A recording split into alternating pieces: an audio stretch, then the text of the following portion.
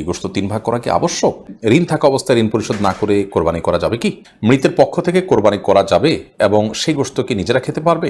শরীকদের কারো পুরো বা অধিকাংশ উপার্জন হারাম হলে কি সবার কোরবানি বাতিল হয়ে যাবে? আল্লাহ যাতে দ্রুত হজে যাওয়ার তৌফিক দান করেন, এজন্য কোনো দোয়া আছে কি? চিপসের প্যাকেটে আরবি লেখা থাকলে সে প্যাকেটটা কি করব?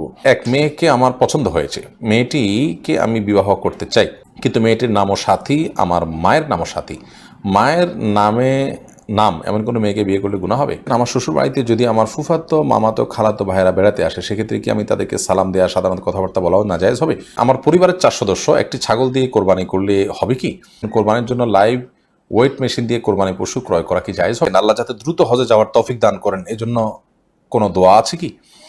বিশেষ বা সুনির্দিষ্ট দোয়া তো নেই, কিন্তু আপনি আল্লাহ তাআলার কাছে সাধারণভাবে দোয়া কবুলের সময়গুলোতে করবেন, দোয়া আল্লাহর কাছে চাওয়াগুলোকে পেশ করবেন, চোখের পানি ফেলবেন, নিজে একটু একটু করে পয়সা করে জমাবেন, চেষ্টাটা আপনি করবেন অন্তত যে আল্লাহ রাব্বুল আলামিন যেন আপনাকে তৌফিক দান করেন। এরপরে আফিয়া ইবনাত আনিসা আপনি আইডি থেকে লিখেছেন, আমার শ্বশুর বাড়িতে যদি আমার ফুফাতো, মামাতো, খালাতো ভাইয়েরা বেড়াতে আসে, সেক্ষেত্রে কি আমি তাদেরকে সালাম দেওয়া, সাধারণত কথাবার্তা বলাও নাজায়েজ হবে? বর্তমান পরিস্থিতিতে এমন যে কোনো কথা না বললে মাইন্ড করে বসবে। প্রথমত অন্য কারোর দিয়ে খোঁজখবর নেবেন, যে ভিতরতে কাউকে দিয়ে বলবেন যে আমি সালাম জানিয়েছি, কেমন আছেন জিজ্ঞেস করছেন, এভাবে কথোপকথন করবেন বাচ্চাদের মারফত, অন্যদের মারফত। সেই সুযোগ না থাকলে আপনি তার সাথে স্বাভাবিকভাবে কথা বলবেন, কথার ভিতরে কোমলতা সৃষ্টি না করে, পর্দার মধ্যে থেকে অকুলনা কওলা মারুফ, আল্লাহ বলেছেন মেয়েরা যে কথা বলবে সাধারণ এবং স্বাভাবিক কথা বলবে, এবং কথার ভিতরে কোনো প্রকার কোমলতা সৃষ্টি করবে না, যেমনটি কোরআন নির্দেশ করেছে। এরকম করে আপনি করতে পারেন যদি ওই লোক মারফত করতে না পারেন। নাজমুল ইসলাম সান এআইডি থেকে আপনি লিখেছেন, কোরবানির জন্য লাইভ ওয়েট মেশিন দিয়ে কোরবানির পশু ক্রয় করা কি জায়েজ হবে? লাইভ ওয়েট মেশিন দিয়ে কোরবানির পশু আপনি কিনতে পারেন এটার ন্যায্যতা নিশ্চিত করার জন্য। গোশত তো আমার উদ্দেশ্য না, কিন্তু আমি ন্যায্য মূল্য পাচ্ছি কিনা জাস্ট এটা অনুমান করার জন্য আপনি এটা করলেন, তা হতে পারে। কিন্তু আপনি নিছক গোশতটাই মুখ্য, আমার গোশত বাজারে কত, তাইলে আমি এই কোরবানি গরু করবো না ছাগল করবো, আমার লস পড়ছে, দাম বেশি পড়ছে, এরকম উদ্দেশ্য থাকলে সেটা জায়েজ হবে না। জাস্ট আমাকে বিক্রেতা ঠকাচ্ছে কিনা এটি নিশ্চিত হওয়ার জন্য, আমি তো গরু কেনা বাঁচাতে অভ্যস্ত না, এই জন্য লাইভ ওজন থেকে আমি একটা আইডিয়া করার চেষ্টা করলাম, জাস্ট ন্যায্যতার জন্য। উদ্দেশ্য যদি সেটি হয় জায়েজ আছে। এমনি তার আগে আপনি লিখেছেন, আমার পরিবারের 4 সদস্য একটি ছাগল দিয়ে কোরবানি করলে হবে কি? আপনার 4 সদস্য বলতে আপনার স্ত্রী, ছেলে মেয়ে, তারা যদি হয় তাহলে সেক্ষেত্রে আপনার ছোটো বাচ্চা কাচ্চা থাকলে তাদের তরফ থেকে আপনি পরিবারের কর্তা হিসাবে আপনি উপার্জনকারী, আপনার উপর কোরবানি বর্তায়, সেই হিসাবে আপনি কোরবানি করবেন, এটা ছাগল দিলেই যথেষ্ট হবে ইনশাআল্লাহ তাআলা।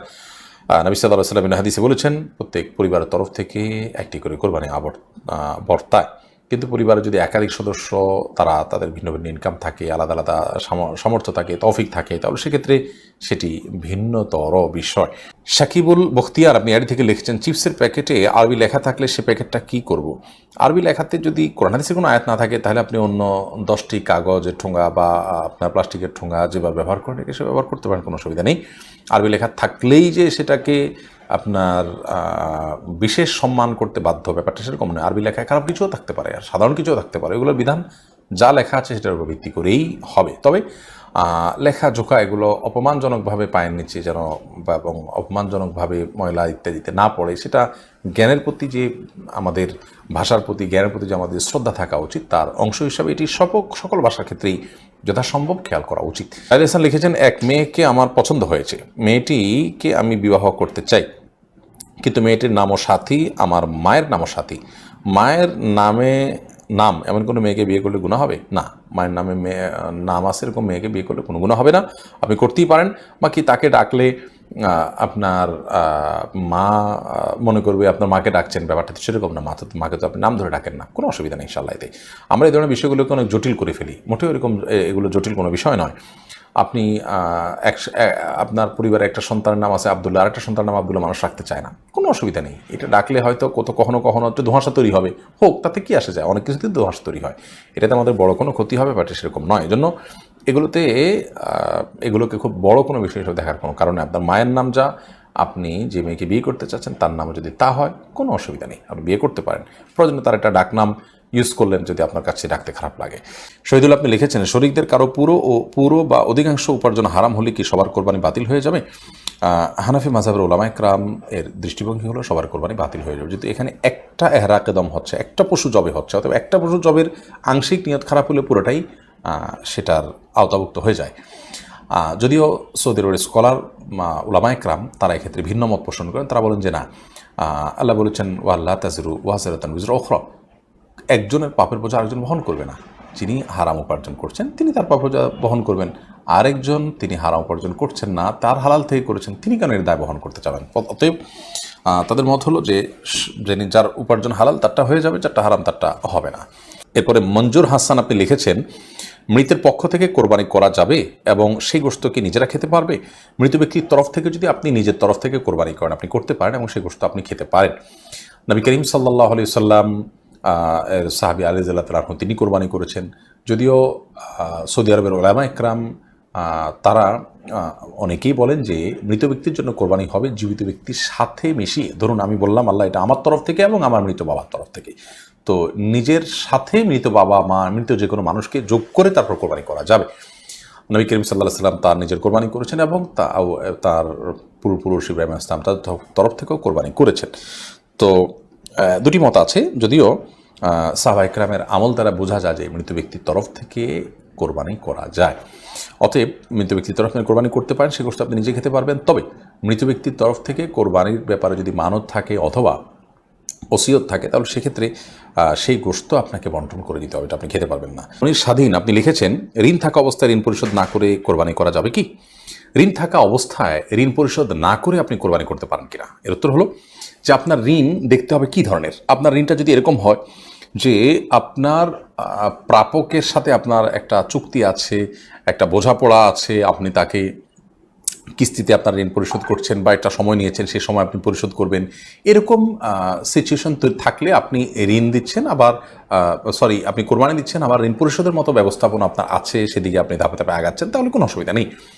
কিন্তু যদি এমন হয় যে আপনার প্রাপকের যার কাছ থেকে ঋণ নিয়েছেন বা যার কাছে আপনার দেনা আছে তার পক্ষ থেকে প্রেশার আছে এবং আপনার কোরবানির টাকাটা দিলেও ঋণ কিছুটা কমে, তাতেও আপনার প্রাপক খুশি হয়, সেটা না করে আপনি কোরবানি করলে সেটা কিন্তু আপনার জন্য জায়েজ হবে না। কারণ আপনি যদি ঋণগ্রস্ত থাকেন এবং ঋণ দেওয়ার মতো কোনো টাকা না থাকে তাহলে সেক্ষেত্রে কোরবানি নয়, আপনার জন্য ঋণ দেওয়ার গুরুত্ব অনেক বেশি। আর যেমনটা আগে বলেছি, ঋণ দেওয়ার বিষয়টি যদি একটা সিস্টেমের মধ্যে থাকে, একটা কমিটমেন্টের মধ্যে থাকে, ধরুন 1 বছর সময় নিয়েছেন, সে 1 বছর পর আপনি দিবেন ব্যবস্থা আছে, এখন আপনি কোরবানি করছেন, কোনো অসুবিধা নেই, এটি আপনি করতেই পারেন। মুশফিকুর রহমান লিখেছেন, কোরবানির গোশত বন্টনের উত্তম পদ্ধতি কি? গোশত 3 ভাগ করা কি আবশ্যক? কোরবানির গোশত 3 ভাগ করতে হবে কিনা, এর উত্তর হলো 3 ভাগ করাটা প্রথমত আবশ্যক নয়, তবে উত্তম, ভালো। আল্লাহ রাব্বুল আলামিন কোরআনে কারিমে বলেছেন, ফাকুলু মিনহা ওয়া আত'ইমুল কানিআ ওয়াল মু'তারা। অন্য আয়াতে আল্লাহ বলেছেন, ফাকুলু মিনহা ওয়া আত'ইমুল বাঈসাল ফাকির। খোলাসা কথা হলো, আল্লাহর নির্দেশনা হলো তোমরা কোরবানির গোশত থেকে নিজেরা খাও এবং যারা অভাবী মানুষ দুস্থ তাদেরকে দাও, আর যারা অভাবী দুস্থ নয় তোমাদের আত্মীয় স্বজন প্রতিবেশী তাদের সাথে শেয়ার করো। অর্থাৎ এই 3 ভাগে ভাগ করে আপনি কোরবানির গোশত দিলে বা ব্যয় করলে, খরচ করলে সেটা উত্তম। কিন্তু 3 ভাগ সমান হারে করতে হবে, বেশি দিক করা যাবে ব্যাপারটা এরকম না। আপনি নিজের জন্য একটু বেশি রাখলেন, গরিবকে দিলেন একটু বাড়িয়ে, প্রতিবেশী একটু কম দিলেন, অথবা আপনি নিজের জন্য খুব কম রাখলেন, গরিবকে বেশি দিয়ে দিলেন, করতে পারে একটু, মানে 3টা ক্যাটাগরিতে ভাগ করবেন, এটা হলো মূল বিষয়। এখন সমান করে 3টাই করতে হবে এমনটা বাধ্যতামূলক না, তবে সমান করে 3টা করতে পারলে সেটা অবশ্যই ভালো। আল্লাহ 3 ভাগ করতে বলছেন, আপনি এটাকে সমান করে করছেন, গণমুখ মানার চেষ্টা করেছেন, এটা ভালো, প্রশংসনীয়। কিন্তু এটাকে বাধ্যবাধক বিষয় মনে করা যাবে না, আমরা অনেকে এটাকে অনেক আবশ্যক বানিয়ে ফেলেছি।